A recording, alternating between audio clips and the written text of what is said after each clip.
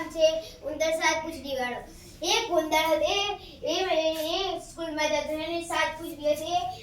બીજી એક દિવસે સ્કૂલમાં ગયો અને પછી છોકરાઓ ખીજાય છે ઉંદર સાત પૂંછડી વાળો, ઉંદર સાત બોલો તમે. પૂંછડી વાળો એમ કહે છે. સાત પૂંછડી વાળો, ઉંદર સાત પૂંછડી વાળો એમ કહે છે. પછી પાછું ઘરે આવે છે અને પછી કહે છે કે મમ્મી મને બધા છોકરાઓ ખીજાય છે. પછી મમ્મી કહે છે તું એક પૂંછડી કપાઈ જા એમ કહીને પછી કપાવ જાય છે અને પછી તો બીજા દિવસે સ્કૂલમાં જાય છે અને પછી કહે છે ઉંદર છ પૂંછડી વાળો, ઉંદર છ પૂંછડી વાળો એમ કહે છે. પછી પાછું ઘરે આવે છે અને પછી કહે છે મમ્મી મને બધા ખીજાય છે ઉંદર છ પૂંછડી વાળો, ઉંદર છ પૂંછડી એમ કહે છે. પછી તો પાછું ઘરે જાય છે અને પછી કહે છે પાછું ઘરે જાય છે અને પછી ત્રીજા દિવસે સ્કૂલમાં જાય છે અને પછી છોકરાઓ ખીજાય છે ઉંદર પોચ પૂંછડી વાળો, ઉંદર પોચ પૂંછડી વાળો એમ કહી પાછો ઘરે આવે છે અને પછી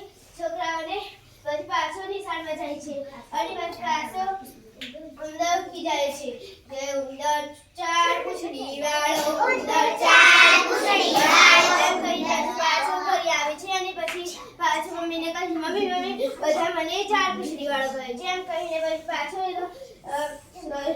કપાવા જાય છે પૂંછડી પછી એમ કહીને એક પૂંછડી કપાઈ દીધી અને પછી નિશાળમાં જાય છે અને પછી પાછું કહે છે ઉંદર ત્રણ પૂંછડી વાળો, ઉંદર ત્રણ પૂંછડી વાળો એમ કહે પાછું ઘરે આવે છે અને પછી કહે છે કે મમ્મી મને બધા ત્રણ પૂંછડી વાળા કહે છે. પછી એમ કહીને તો પાછું એક પૂંછડી કપાયા જાય છે અને પછી કહે છે પછી સ્કૂલમાં જાય છે અને પછી છોકરાઓ કહે ઉંદર બે પૂંછડી વાળો, ઉંદર બે પૂંછડી વાળો એમ કહે પછી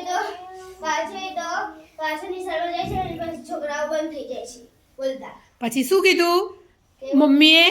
તું આવું કઈ બોલતા નથી. કોઈ ખીજવે તો ખીજાવવું જોઈએ નહીં.